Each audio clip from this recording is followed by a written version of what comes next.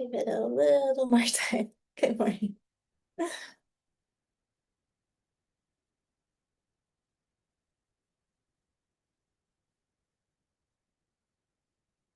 Well, we have so much to discuss. I think I will go ahead and jump in, and as more people come in, they can join the conversation.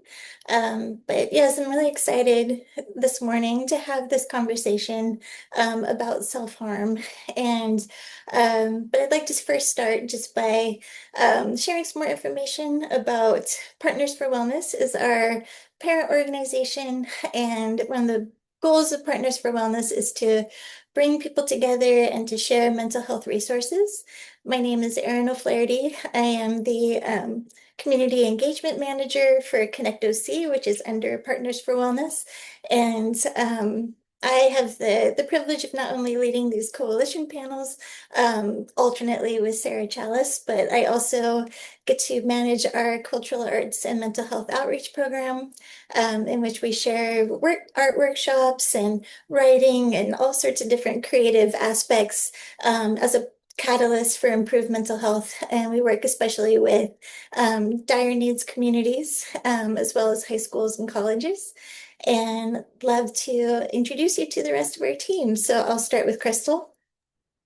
Good morning, everyone. Thank you for joining us. I am Crystal Weischer, the Program Director with Partners for Wellness, and specifically with our Connect OC project.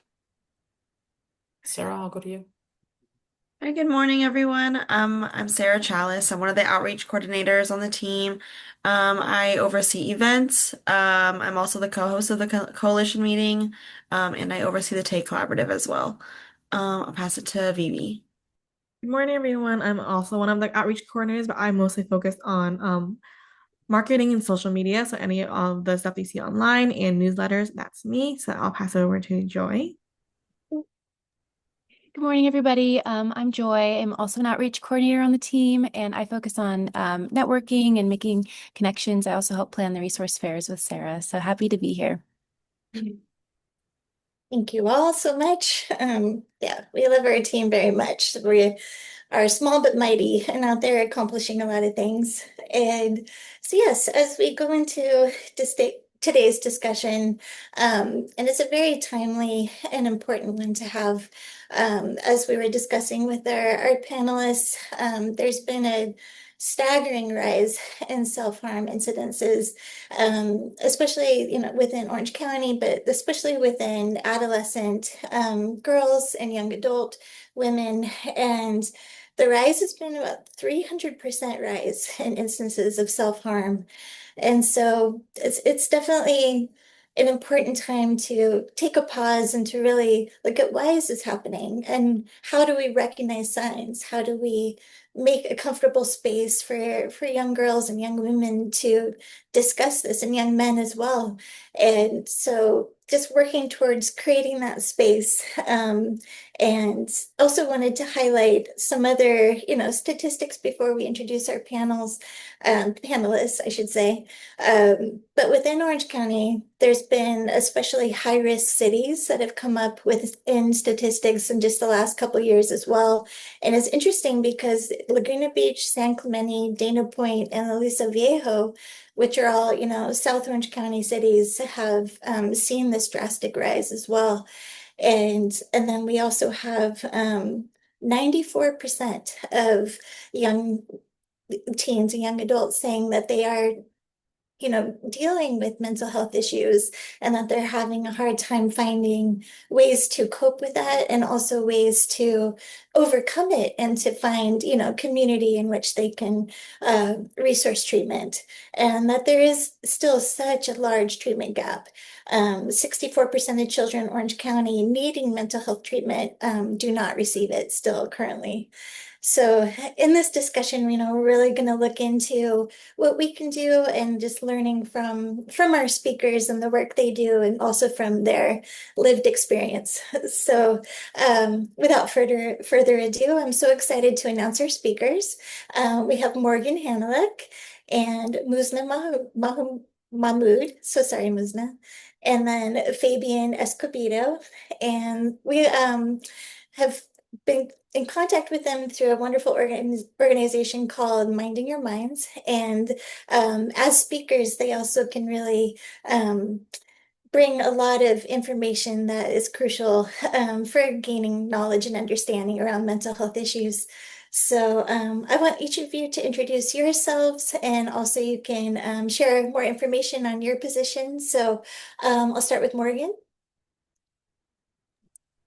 Hi, everyone. My name is Morgan. I am the Regional Director of the California Office for Minding Your Mind, and I am also a licensed clinical social worker doing outpatient therapy with adolescents and young adults. Wonderful. Thank you, Morgan. And Muzna? Hi everyone. My name is Muzna and I am a public speaker for Minding Your Mind. I'm originally from New York, moved out here into Massachusetts, so I'm working with the Boston office for Minding Your Mind, and I'm also a in-home family therapist, so working towards my licensure currently. Wonderful. Thank you. And Fabian? Hi, good morning. My name is Fabian Escobido. I'm a licensed clinical social worker. I'm also one of the therapist mental health speakers for Minding Your Mind, and I've currently hold many roles. One of them is the speaker, but I'm also one of the faculty therapists at New State University, and I'm a part of the training program for the interns there as well. So I'm wear many hats. You definitely are. We appreciate that. Thank you so much. So beginning with our first question, we're just diving in and let's discuss this dramatic rise in self-harm. I know that we often talk about the social media aspect, and that definitely is an important part of the conversation, but I'd like to, have your input on what you feel are some of the factors coming into this. And you can start in whatever order you would like.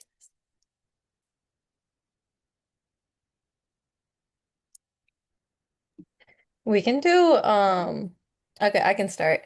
I feel like, well, my story is honestly, and a lot of my experience comes from me coming from a whole nother country. So I'm an immigrant, came over from Pakistan, and kind of went through life not knowing anything honestly about mental health since it's not taught.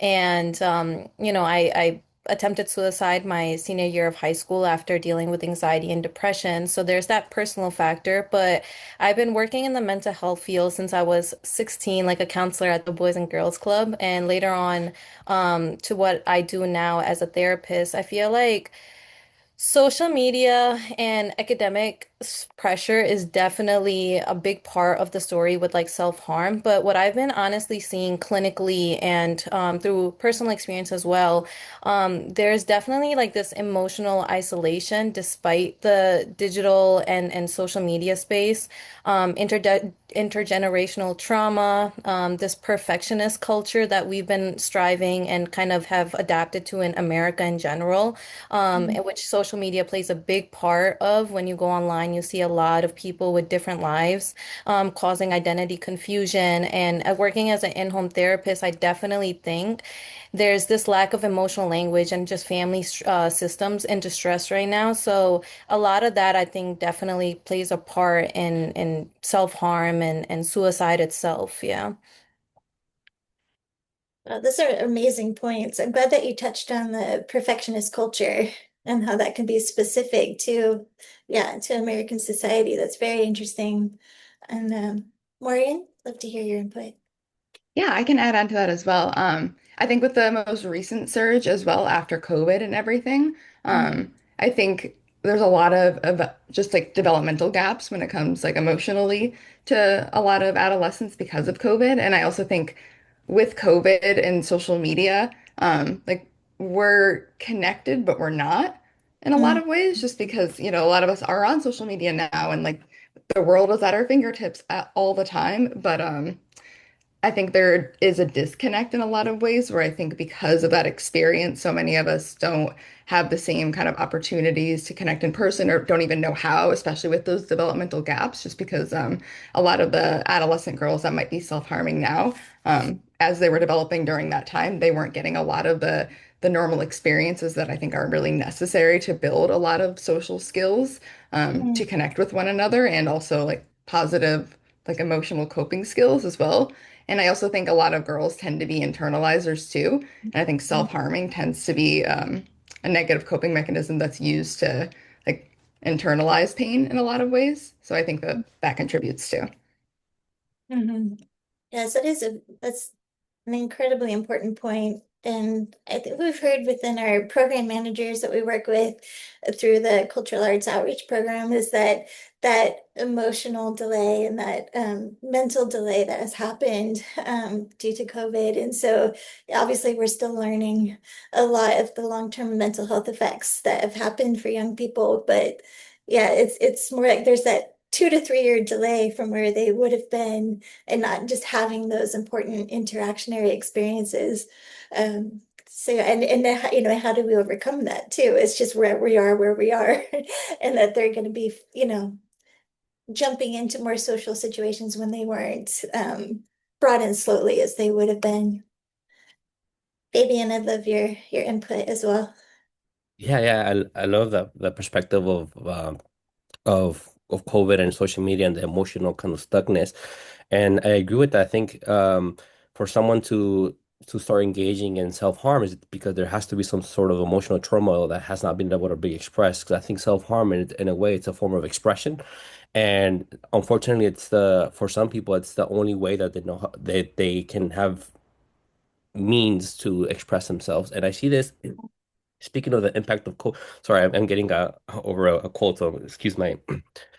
So speaking of the impacts of COVID, now that we're like 5, almost 6 years into like when COVID started, we're starting to see some of these teenagers in college and I'm starting to see that now that I'm working with 18, 19-year-olds at the university, I'm seeing the emotional development has really been impacted. I see it.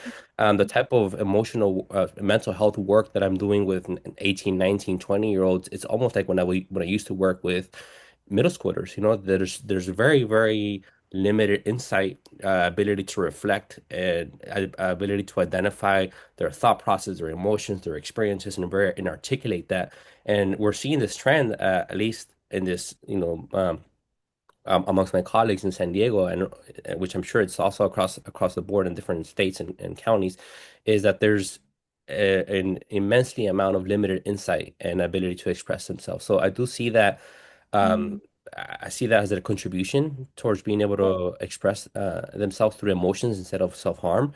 And I also think that I'm going back towards 2010 2009 when before this big social media boom and the iPhone and the smartphone and stuff, like we started to see an incline already in suicidality and injurious behaviors and specifically young girls and teens since 2011.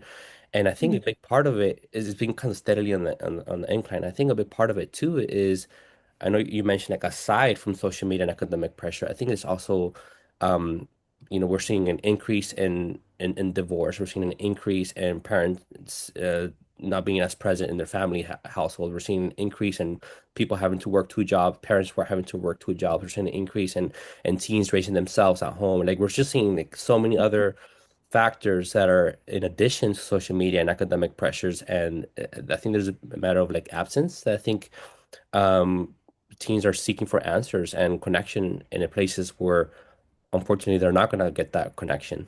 So that's kind of like what I think I would add to that conversation.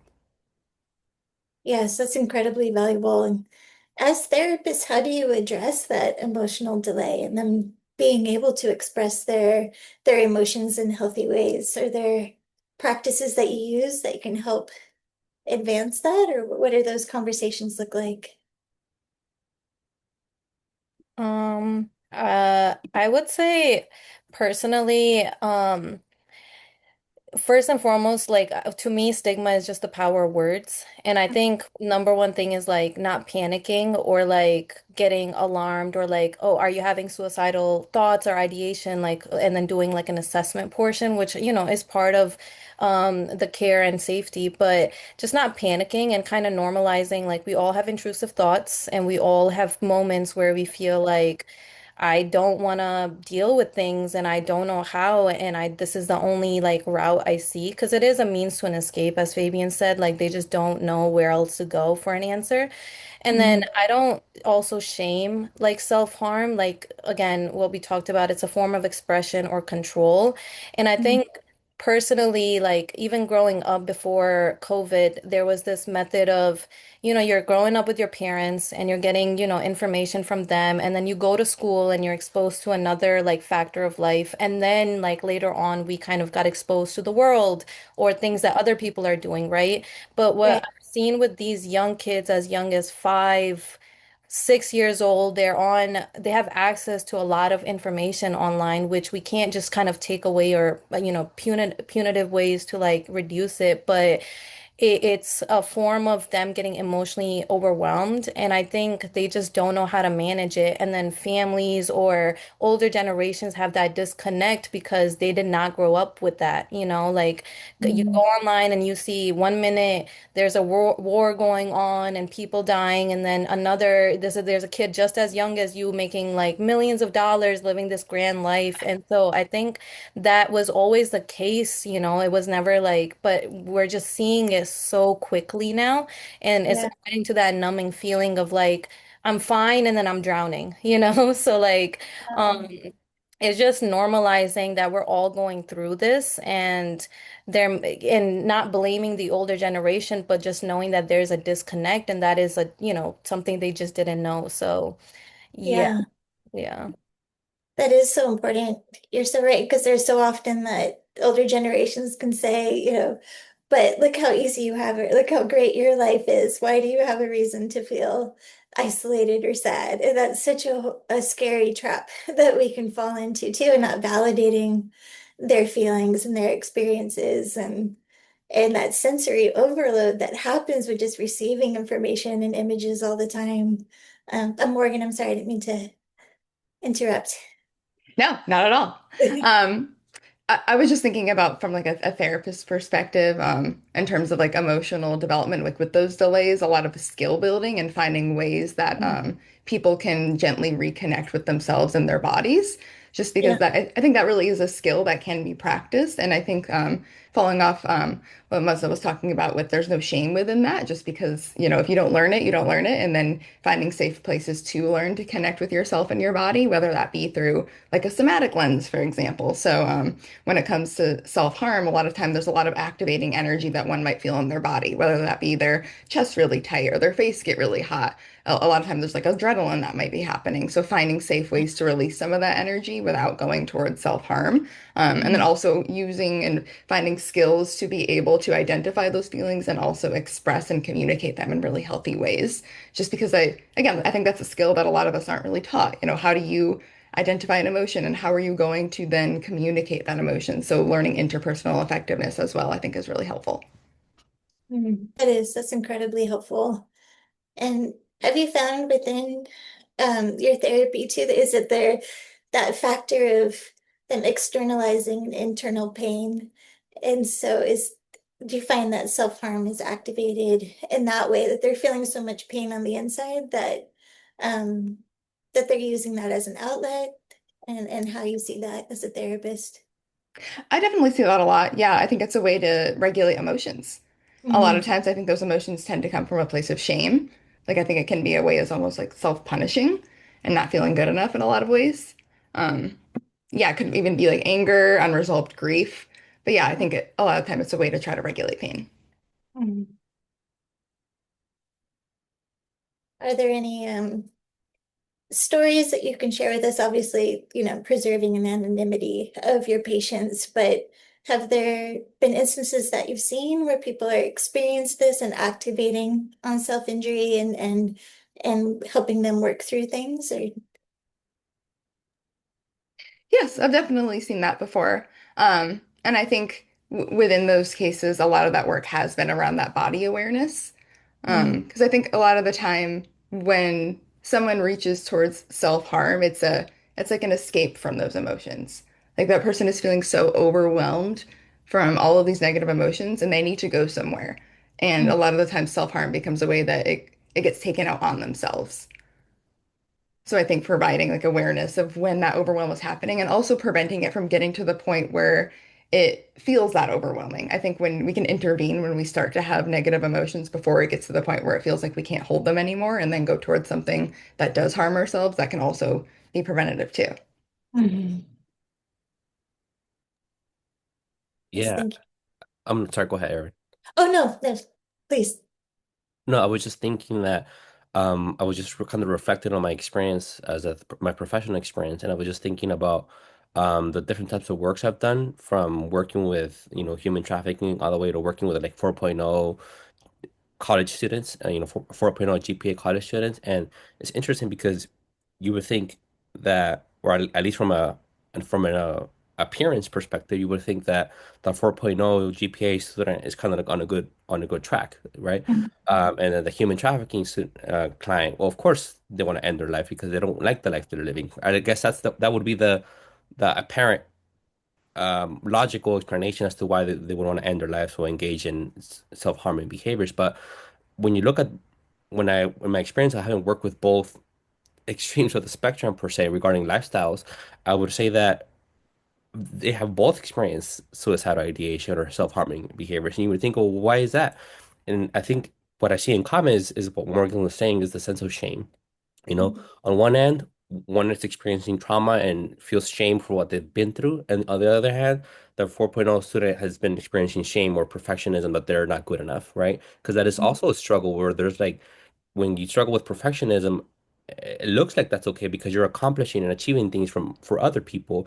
But the thing is that it's such an internal turmoil because you're always setting the new goal and the new goal and the new goal, and it's never feels like you're achieving something, and that can also cause a sense of like lack of purpose in life as well. And I think that's when people also start accumulating emotions. And I don't want to tell my parents that I'm not feeling comfortable in college. I don't want to tell my parents that I don't want to major in, pre-med. I don't want to tell my parents that I want to major in this. I don't want to tell them I must just swallow my emotions, just keep them to myself. And the thing is that when you repress those emotions don't go anywhere. They just become stuck energy and they're gonna find a way to come out. And sometimes the way to come out is through self-injurious behaviors. And they do that in a lot of in a very isolated way. And the fact that someone will come to you as a therapist or as a safe adult and express to you that they've engaged in this behavior is, I think it's because they really trust you,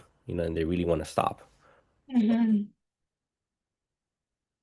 Yeah, that's an excellent point. You're so right. It's across the spectrum. It's not just the people that you would think. And I think that helps us be aware too of looking for signs in every adolescent and young adult. And that we'll get to that part a little later down the discussion of how we recognize those signs. But I did want to explore the different ways that self-harm is manifested. And I think, sometimes we think of certain ways, but yeah, if we could go deeper into that discussion and the ways we see self-harm. As I was listening to Fabian, I feel like so I work with a lot of youth of color, especially minority youth. And I definitely think there's a difference in how it's manifested depending on your culture, background, identity. And I think that's very important to note when you're working with different populations and who their cultural identity is. So for example, I think so me coming from another country, right? And back to what Fabian was saying, that 4.0, there's this legacy burden, that's what we call it, where there's not just like your own need to be good enough, but you have this like immigrant mentality that I need to make it for my parents, I have to sacrifice certain stuff, right? And that looks different from somebody who might be born and raised in America and always wants to achieve because that is the culture, right? So like understanding the difference and why is this important to you? And then in recognizing like the different signs, I think it's very important for therapists, as well as myself to know that you can work with different people and try to understand them, but ultimately it's on them if they want to do something. So for example, I just had a client who sought therapy, said she wanted to change, said she had no plan or intent, right? But then literally within the week ended up unfortunately in the hospital because she just could not regulate. And I think understanding what isolating behaviors look like within your own client as a person within themselves, but also understanding some people might hyperfixate, right? Or like they might just be constantly moving. So for me, example, when I came to America, I dealt with my anxiety and depression in a way where I had a very 6 a.m. to 8 p.m. back to back to back with school, practice right after school, work right after practice. So I wouldn't even have time to think. And I could just sleep, eat, and repeat. And I did that. And by senior year, I had a group of friends. I was, athletes award, had a great job. And then it took one bad incident. Went to a track meet. My parents found out some stuff, came home, and all the anxiety and depression came in such a wave that like I was mentally exhausted with anxiety, woke up with the depression of like there's no point of like continuously living. And then I impulsively attempted suicide. So there's also understanding that kids all like already have that impulsivity because their frontal lobe isn't developed, but their signs can look so different depending on who they are. Like they can be super busy and like very like back to back, or they might isolate and not eat and might wear long clothes to hide certain stuff. And might even bully other people to like affirm like the negativity in themselves. So really like understanding who your client is and then separate that from like what you've been taught in school and stuff like that, and then combine the both to really come up with like a full-on treatment plan or how to help this person emotionally regulate based on their needs and personality. Yeah. Wow, yeah, that's amazing information. I'm really glad that you shared that. That's so true because we don't think of looking at the busy person. We don't think, or the person who's bullying. We don't always think that's the person that needs help. Yeah, I really appreciate you sharing that. And Maureen, did you want to share more info on how this is manifested? Yeah, definitely. I know with my personal story, I struggled with an eating disorder, and I know for me that was a way that I self-harmed. Just because when you're struggling with an eating disorder, depending on the eating disorder, you're either abusing food in some way or you're denying yourself of it. And I Yeah. know for me that was a lot of like punishing myself, like perfectionism, never feeling good enough, feeling like I had to reach these impossible standards that I thought other people had for me. So I think that eating disorders is a really common way that self-harm can manifest in people. Substance use too. I think like a lot of like self-sabotage within relationships, Mhm. just ways that I think a lot of time when you hear self-harm, you think of like cutting and burning, which is absolutely self-harm, but it also can come up in other ways too, and sometimes they're not as loud either, especially with like eating disorders, for example, you can't always tell someone is struggling with one just by looking at them. So I think that self-harm can it can come up in so many ways, and it can hide because it's also such a shameful thing for a lot of people, and I think that shame really thrives in secrecy. Yes. Yeah, that is such an excellent point. And we have talked as a team about the recent rise in diet drugs and the way that people are willing to take these without knowing long-term effects, that they don't need it, that's not meant for them. And that this absolutely can be a form of self-harm, and that it just shows where their mental health is at that point, that they're willing to take something not knowing how it'll affect their body in the long term, and it helps them maintain that control factor too that you talked about as well, that it's about having that control when everything else can feel out of control. And so I do think it's important to include eating disorders within this realm. Yeah. I think you make a really good point also about the impulsivity with it, where Mhm. when you're so desperately looking for relief for your emotions, you don't always care about how that might impact you in the long run. And I think Mhm. that can happen with weight loss drugs. I think that can happen with different substances, impulsive and risky behaviors, because in that moment that nothing feels bigger than the emotional pain you're experiencing and you just want that relief. Mhm. It is, yeah. Yeah. I do want to add that I've also seen in teens, because think about it, teens sometimes don't they can't buy alcohol, they can't buy drugs. I mean, they can at school, I guess, or other places, but what they have the most immediate sometimes access to any sort of substances is their parents' medications. And it's also Mhm. important to note that that is also a form of I think parents don't sometimes think that their kids are thinking about accessing their medications. And I see that when I work with teens, a few of them I'm currently working with now, as I don't know if it's a new trend or what it is, but I've been hearing it more often. They've been taking like Benadryl more than just a pill or two. They've been taking like other over-the-counter medications excessively.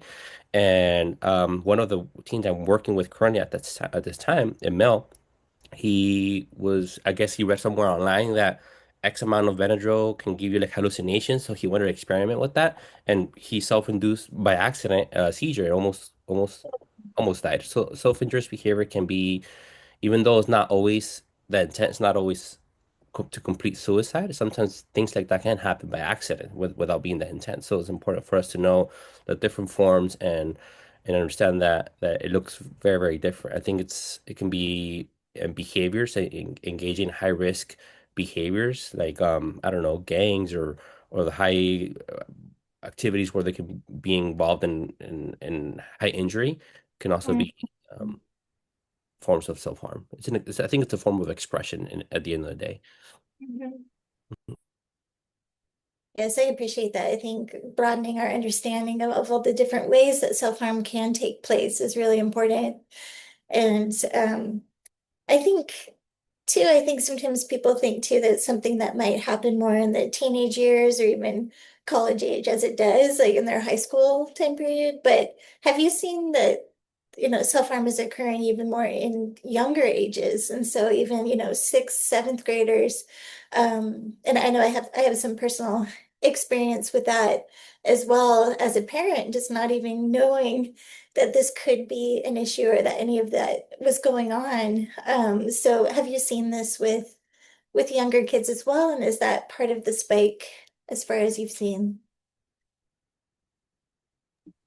I would say very much so, unfortunately. It's just one of those things that I think, aside from professional, like as just a person, like it's like very hard to understand, like what have you been through in such a short amount of time that you even consider or are like aware of this like form. And I think that's where again exposure comes into so much play. And then back to what we were talking in the beginning of like just absence and understanding what is the world we're living in? And I think a lot of the times I've been struggling with this too, like as part of my speech when I go on, like, there's a portion at the end where I talk about, things get better. And life is not perfect, but there's hope, And I feel like lately it's almost undeniable, like to understand, like take that stance at times because of what's going on in the world and how much it's impacting us on a very micro day-to-day level. Mhm. And since we're exposed to it, I think parents or adults aren't given that like leisure, like are you okay? How are you doing? And the thing is kids learn from parents, the adults, their staff in school, and I think we're all kind of channeling this energy and we're trying to make sure we're okay. But as Yeah. kids, we learn from our adults. And so if their adults aren't there, then we're going to social media or our friends and that's where trauma bonding happens because we're not taught how to talk about things from a positive manner. And they don't have the experience, from the future to be like, well, this happened and now, because of that, I'm here. They're not there yet. They're just 4 or 5 and 6. And so Yeah. I just had a client, he's 6 years old, very emotionally irregulated, angry, and come to find out, I called his dad because the parents share custody and the dad is off there's so much going on in the world. Like you could just tell from his tone, like he's angry himself. So it's like, okay, like that makes sense why the child is kind of not learned how to emotionally regulate because the parents never did. So like really understanding who they're exposed to. There's such a lack of community nowadays. So understanding what is in their control, what they have access to, and we can do the best that we can, but there is a factor that I think is out of our control, and it is something that we're all facing as a common like population in America right now, unfortunately, with the times. And I can relate to it because we went through this in Pakistan, and you're working out of a survival mindset of just let me get through another day, all of us, and that's different from, yeah, it's a very hard thing, unfortunately. So, yeah. That is such a good point. I think we're all experiencing, like you said, a lot more trauma on a daily basis, and that puts us in that space of existing in a state of hypervigilance. And so you don't even have that moment to try to reflect and to help their kids as well. And I do think that's an excellent point when they're seeing so much anger in their parents, and then and their anger at the world, and if they don't feel that safe space, yeah, that the emotional regulation be incredibly difficult. Yeah, just to add on to that, I was also thinking about how like younger kids have access to things that are so far out of what's developmentally appropriate for them with the Mhm. internet too. Because Yes. I mean, I do think that the internet, like the social media, is getting better at creating like regulations. Like I just saw an ad for TikTok that was like a teen TikTok, and it was saying like, oh, you can't directly message people, and it can only be to friends. And I was like, oh, that's so great. And I'm glad that stuff's happening. But I do think that that is fairly new, having some of these controls, and that I think e- literally Google, you can go on Google or there's just or YouTube. I think there's just so many like lack of regulations around the internet. And a lot of time, I think half the time, a lot of parents have no idea that their kids would even think to look up some of the things they might be looking up. So I Mhm. think because of like that mismatch with what's available versus what's developmentally appropriate, I think a lot of the adults in these kids' lives have no idea that's something they even have to be thinking about or Mhm. providing protection around. Yes, that is so incredibly true. And I've found that even within my own kids. My oldest had more of the time period where, like when she was watching TV, it was something that we could see that she was what she was watching, or we were all watching it together. And then my younger two were more in that age of, um, having, Netflix on an iPad, or having, looking up YouTube in their room. And then, yeah, I think it's been the Wild West for a while, where now they're trying to go back and say, oh, well, this is where damage has been done. Let's try to not let that happen. But yeah, we definitely have years of just damage that's been done because, like you said, parents didn't know how much access their kids were having. And now we're trying to go back and say, okay, this wasn't good for them. And they learned and they saw too much. Um, Yeah, but yeah, it's a tough years for those kids. You can't reclaim that innocence. You can't give them that safety or that time to learn these things. It was just so much put on them so quickly. totally. And with AI, there's also so much unknown. Like we're still figuring out what that's going to look like too. So I think that because there's also so much being figured out at the same time, it's hard to know what precautions to be putting around something that we don't have enough information around. Yes, just as we start to, yeah, try to regulate things like TikTok, and then the AI monster that just keeps coming out. We've talked about this within our October coalition meeting was in correlation with the suicide prevention meeting, and we had a presentation on AI and how that affects young people. And yeah, and this is just a whole other thing that's just developing and impacting young people in ways that we're, still trying to learn about, and that they're seeking advice and relationships from AI. It's very, yeah, very concerning and very disturbing to say the least. Do you see that within your patients? Is that where they're going for information? And Yes, especially regarding relationships, I notice. And I think okay. that directly plays into like the issue with loneliness and feeling a Mm, lack of connection. hmm.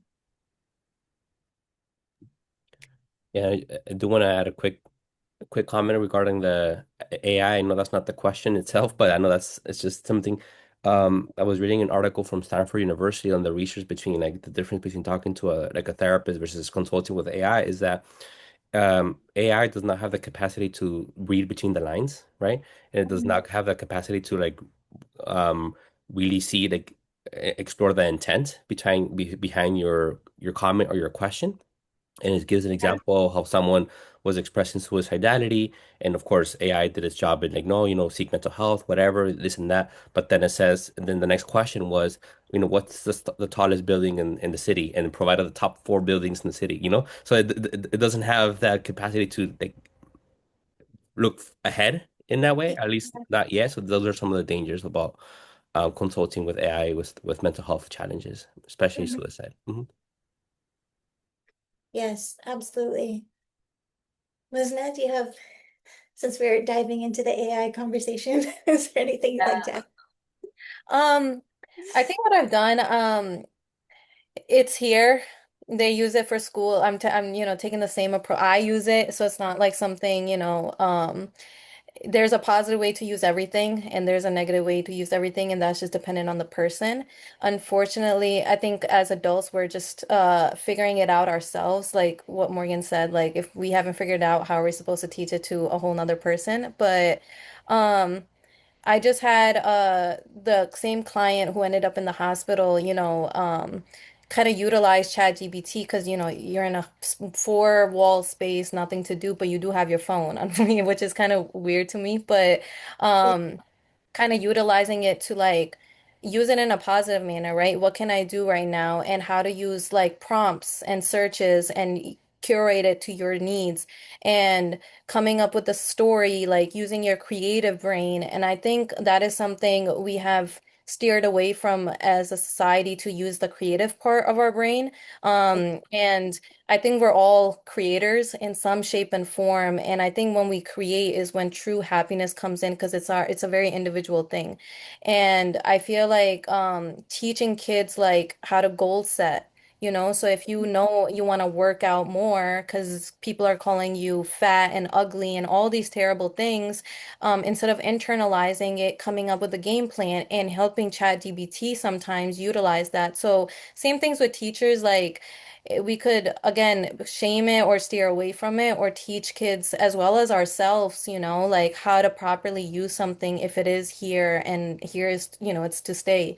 And unfortunately, I do see across the board, concentration has gone down, reading and skill level has gone down. That is number one thing that families are struggling with. And again, it's because parents don't know, they were born into the technology era. So like their kids are teaching them but don't know how to use it themselves. So I feel like that's where we can come in as professionals and teach, families or whoever how to properly use it to your benefit instead of in a negative manner. Yeah. Mm. Yes, that's a really powerful point. You're right. It's the answer isn't just say, oh, don't trust it, don't go there, but how they can understand the scope of it and understand how it is actually working and how they can use that to their advantage. Because you're right, it's basically just regurgitating different things that are on the internet, is not understanding the scope of how somebody will receive it. So I think I think that's a really amazing point, that we need to equip them to use it in a way that it still protects their mental health, and that they don't go into, that they can understand that it's not going to give them the advice that a therapist, that their parents, that siblings, other mentors can give. But yeah, I think part of us wants to just like, oh, what a mess, but it is one of those things. You can tell it's here and we need to equip people to use it. I love that. I'm glad we talked about that again, because it is one of those things. It's just here and it's evolving, and we need to keep addressing it. Um, I did want to, as we're coming into the end of our questions, we touched on this a little bit, but we want to talk about what are the signs that parents and teachers and, mentors, as we talked about, can look for when somebody is engaging in self-harm. And then let's do that first, and then we'll talk about how we can help them get help. But yeah, what are signs that we can watch for? And I know, Muzna, I appreciate you touching on that before, but what are some other things? Yeah. Um, I feel like again, it's dependent on the person, but typically, I do watch out for like the negative commentary. Mm, I hate everything, I hate everyone, and like it's I always teach people like in terms of anxiety, right? If one person gets a bad grade on a test, right? Um, and they start worrying about it. Versus you got three bad grades on a test and then you start worrying about it, right? Looking for that pattern kind of thing. So if it's like a one-time incident versus like a recurring incident, um, and that goes for every other sign that comes with it. So like isolating, I definitely think that's a hard thing to kind of know because sometimes people need to be left alone, but doing the regular check-ins, because I feel like once you leave someone alone, it can become a habit to always want to be alone, you know? Um, struggling to like connect with peers or saying like nobody understands me, especially like if someone has like an extensive trauma background, and I know trauma is different for everyone, but I think it goes either way of like again, depends on number one, identifying what their self-sabotaging or self-harm behavior is. And it doesn't always, like Morgan said, look as cutting. It can look as bad relationships or uh, putting yourself in dangerous situations such as gang-related mhm. activity or seeking that adrenaline rush, as kids call it, sometimes. Um, changes in eating patterns, like you're secretive more. I mean, my depression honestly looked like constant coming home. I'm tired. I don't know. I'm going to bed. I'm going to be in my room, right? Not wanting to deal with anything. And I feel like those are just preventative signs that you can look out for because if you're not dealing with stuff, you're not being able to be around people or in certain communities. You are getting increasingly angry at regular things, and it's really like your day-to-day functioning, whether it's in school, at home, at the YMCA, or at the church, right? Like it really Mhm. depends. And so, yeah, I feel like those signs of just constant negativity or isolation or just, not wanting to engage with people can definitely look like some type of self-sabotaging behavior. Okay. Yes, thank you. I feel like you nailed that answer so well. That Really was so did. good. Yeah, because I feel like isolation is one of the biggest ones. And you made such a good point on the balance between needing time alone and decompressing versus within that isolation is someone harming themselves. Mhm. Just because that's so real, especially with adolescents, I think it's so normal for them to want more time away from like their typical family dynamic or want to be spending more time with friends. Like that is very developmentally appropriate. But I think it's when does it cross that line between isolating and kind of like sitting within shame? Just because I think self-harm typically happens within that secrecy and isolation as well. I think it's Mm, really rare that I mean, sometimes it can be happening outwardly, and you just kind of have to like read between those lines and see the way that that might be happening within someone's relationships that they're forming, or like the self-destructive behaviors or substance use. But if we think about things like cutting or burning, for example, a lot of the time that is happening when yeah. people are alone. Yes, so true. I mean, they both perfectly said it. So, I guess something that I do want to maybe mention is that as parents, I think parents know their kids more than any therapist ever will. So it's really important for parents to start noticing and identifying like what are the changes that you're seeing. You know your kid, you know what time they wake up, you know what they sleep like, you know what they eat, you know what they don't like and like, how often they shower, how long they last in the shower. Like all these different things, right? Things that we probably would never know as therapists. So like I think noticing those shifts and if you're not sure exactly what's normal or not normal, I think consulting with a therapist or someone that can provide you some consultation would be helpful just to bounce back some ideas because Mhm. like Morgan and Muzna were sharing is that it looks different for different people. Some things are normal, some things are not. So I think parents should really pay attention to that Mm, to those shifts that they start noticing at home. Because sometimes I notice it when I'm with my client. Like I notice they're different this session than last session. I notice the shift right away. So if I can see it, I know parents can see it on a daily basis too. yeah. Yes, that's excellent point. And to share a personal story, and I have permission from my daughter to share this story as well because she is an advocate for helping people who engage in self-harm. But when she was in middle school, and it was end of her sixth grade year, so very young, but there was a boy who was encouraging girls to cut themselves and to send pictures. And I had no idea. I didn't know it was happening. And then the sheriffs showed up on our doorstep saying that they wanted to talk to her. And so the way that the school addressed it, that she had then had to talk to law enforcement, it just added to her shame. And that kind of recovery from that took us both a long time. But I didn't realize with her, um, she was acting out a lot at home, and I would talk to my friends about it, and like, oh gosh, when they hit puberty, or oh, the girls, they're so mean to their moms, and I was just writing it off as middle school behavior. And so, as a parent, that's what I want to share with people too, is that you know, never just stereotype it or say, oh, that's just how they are when they're in sixth grade, or that's how they, like, that's just how girls are. Like, if you see, like Fabian said, when, if they're being extra angry, if they're acting out, they seem like the isolation is, especially in a way that's not healthy. Yeah, just to talk to your kids, and then, and to talk to therapists. And we were so fortunate we found her wonderful group therapy and individual therapy. And but I appreciate that she lets me share that, because it was, obviously a really hard journey for her. And yeah, it's a frightening thing, because, it's not always apparent, and it's not always obvious, and that we just, um, creating that safe space for people to be able to share their story is always so important. Um, so I did want to talk about, oh, so for people in mentorship positions, for parents, how do you approach, um, adolescent girls and boys who are engaging in self-harm? How would you approach them to talk about it? How would you create that safe space so that they can discuss what they've been going through?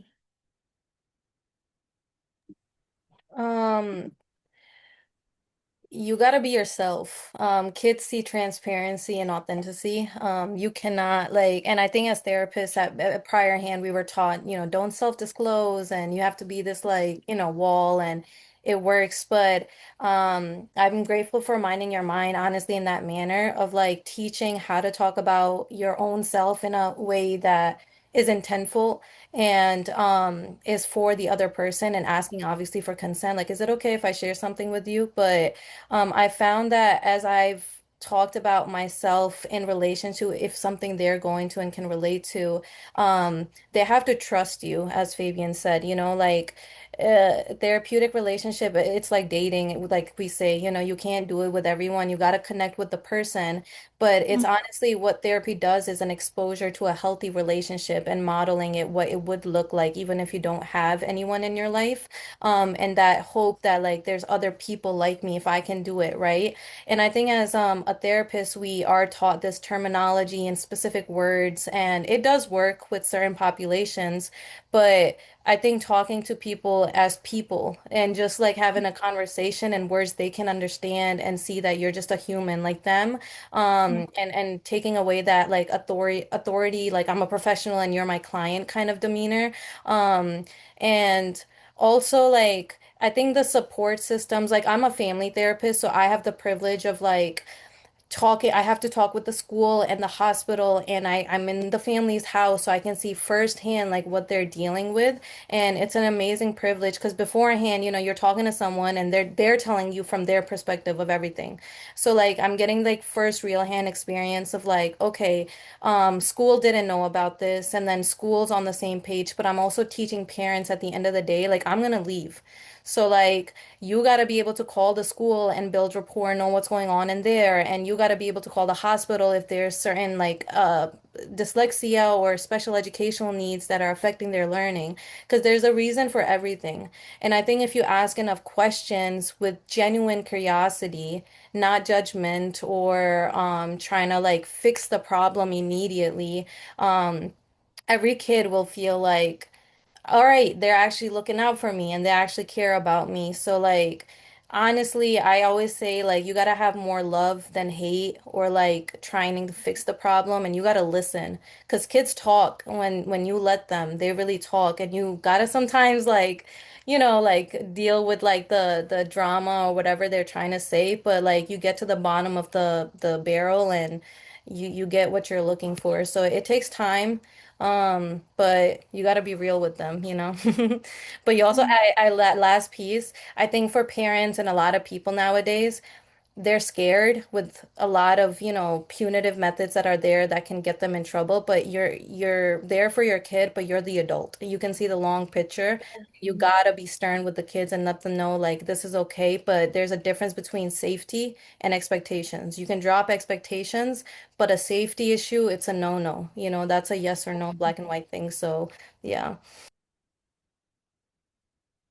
Yeah, amazing point. You're so right. The middle schoolers and teens, they don't want nobody wants the okay, let's fix this. Okay, we'll put a band-aid on it. It's never that easy. They need someone to stand with them in their pain. And so I'm really glad that you did talk about that. Yeah, I think also ha for the from the parents' perspective, like regulating themselves and like maybe even having their own therapy and outlet in order to regulate themselves, just because similar to like the point of kids can sense authenticity, they can also sense when you're not regulated and you're trying to get answers to manage your own anxiety. And I think that puts this unspoken role on this kid that what you do and say in the situation is going to regulate your parent, which then puts a whole other pressure on the kid and then takes away some of the actual focus on them and the emotional support they might need in that moment. So I think going into those conversations also, I know it's hard to be regulated, but to the best of your ability. And even if you being honest about, this is hard for me, but I'm doing this because I care about you and I want to see you okay, I think is really important. Absolutely.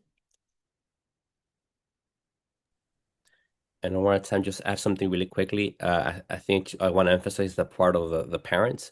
Um, it's 100% accurate. We're only there for a little bit, as therapists. I think the parents are there the rest of the 23 hours, right?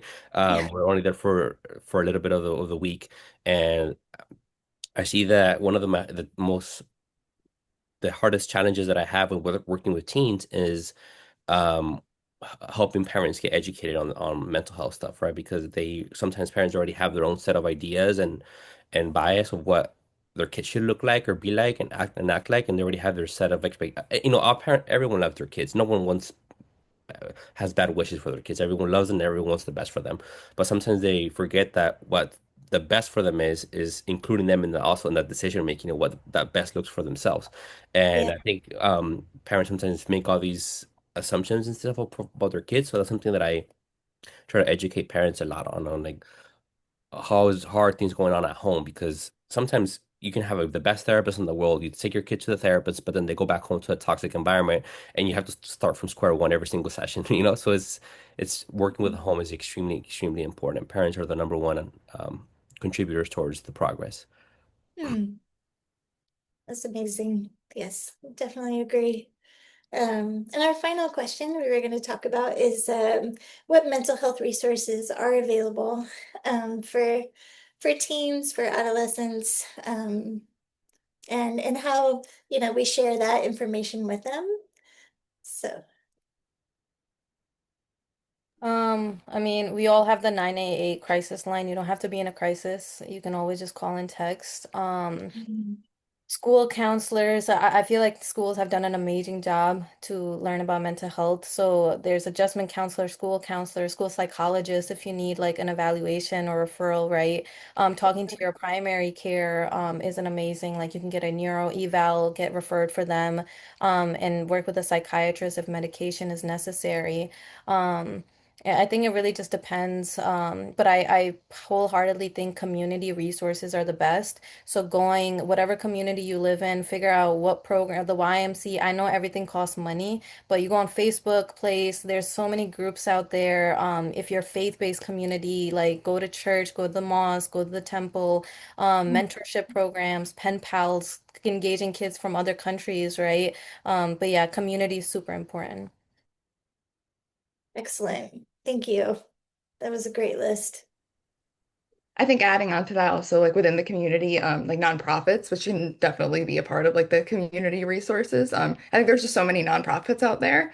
And I feel like I've learned that from working with Minding Your Mind and being a part of like so many different resource fairs. Like there's so many resources that I think a lot of people don't even know exist. So Mm. things like NAMI, National Alliance on Mental Illness, Mental Health America. Like there's so many big nonprofits that also have chapters in every area. And I think looking into those because there's so many free support groups and also with virtual support groups, there's a lot out there. Excellent. Thank you. Just the final one. I think the crisis text line is a very helpful one for teens. It's Mhm. because they can technically just text and express what they're going through, and they can get talk to like a mental health expert through a text line. Sometimes that's the way teens seek for help first. So that's also there, and you can Google it what that is if you don't have it yet. I don't have it in hand, but that's also one, the crisis text line. Yes, that is excellent. And yeah, we definitely promote the use of 988 as well. And you can text to that one too. Yeah, NAMI is amazing. Thank you for all of those resources. I do think too, people don't realize that schools do have counselors and therapists available. And, everywhere from in the high schools and in the colleges have great mental health centers. So I'm glad you highlighted that as well. And that's a free resource for the students, and they are there and ready. And so I hope that we can keep promoting that for young people and just feeling safe and open and supported by their parents and supported by their families and their friends so that they can discuss these things and not just, suffer with it alone, I think is our biggest goal to seek help and feel comfortable seeking help. I want to thank our panelists so very much. Thank you. This was such an honest and real and raw conversation, and I think that it needed to be. And I'm so grateful for your time and your insight and your perspective and for all of your knowledge. And it's been amazing talking to you today. And I hope that our other organizations look into Minding Your Mind, and that you can also reach out and have these speakers come and speak to your organizations, with the youth that you work with, and we will share that on our follow-up email as well. So thank you so much. And for our final portion of our coalition meeting today, we're going to open it up to our program partners for program updates.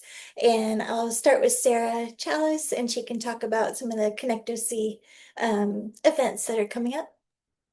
Yeah, thanks, Erin. So yeah, as far as ConnectOC updates, we do just have a lot of events coming up in the spring.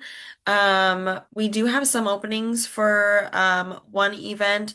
So if your organization is interested, yeah, feel free to reach out to me. I'll put my email in the chat if you're interested in joining. But yeah, we just thank you to everyone who's coming to those events already. We have one, I think, every month starting this month. So February, March.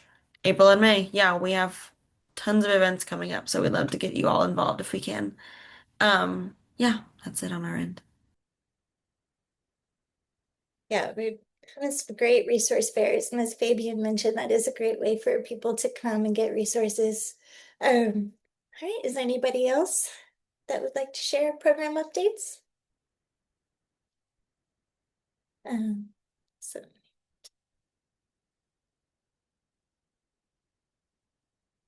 oh, go ahead, Nick. Hi everyone, sorry my camera's off today. I'm on childcare duty with my daughter, but my name is Maya Alfadagi. I work at a nonprofit called MECA, which stands for Multi-Ethnic Collaborative Community Agencies. I just wanted to share that I really appreciated this talk because it's very relevant to everything that's going on with the population we work with as well. So we have a new TAY program we're trying to launch we're looking for youth advisory committee members from the age of 17 to 26 to engage in a outdoor mental health program. So it's funded through the California Department of Natural Resources, and the idea is to include or to increase access for youth from underserved backgrounds to nature and allow for that to be kind of an outlet for them.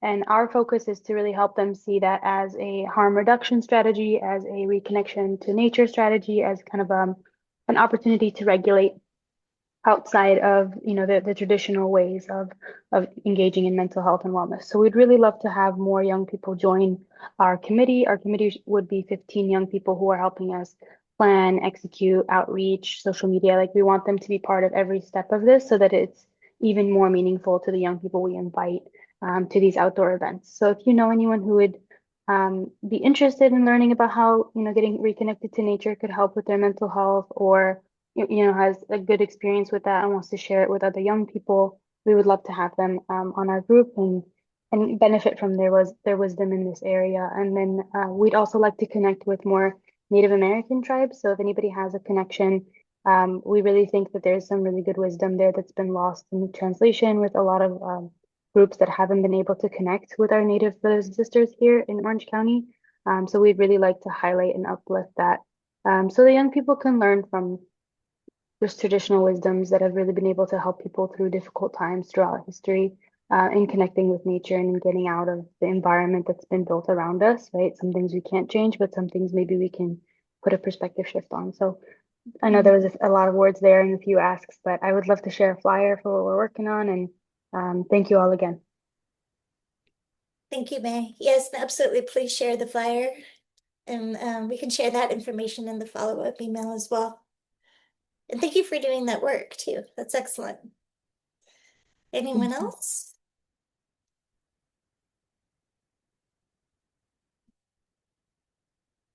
All right. Last chance. Well, that does seem to be it for our program partner updates. I do just want to leave everybody with this as we said, we're going into this 3-day weekend, and with tomorrow being Valentine's Day, I think a lot of people, think of that as romantic or a hyped up, consumerism holiday. And people who know me know that I always share celebrating this holiday as a way to show love for yourself and show love to other people in your life by providing mental health support and providing that mental health support for yourself. The world can be hard on us, and I firmly believe in being your own strongest advocate. And so celebrate the accomplishments you've made, celebrate what you've been through. Like if you feel like people have beaten you down or, undermined what you've accomplished, be the loudest voice in the room for what you have done, because you're the only person who knows truly what you've survived in this life and what you've learned in this life. So yeah, going into Valentine's weekend, let's celebrate what we have accomplished and who we are, and the challenge as well. Ask you to disconnect for at least 20 to 30 minutes, no screens, and try to have some moments of peace and give yourself that gift as well. And yeah, thank you again to our speakers. I'm so grateful to have had this conversation with you today, and I know we all are, and we look forward to sharing it even more. So thank you so much again for joining us. Pleasure. Have a good one. Happy weekend.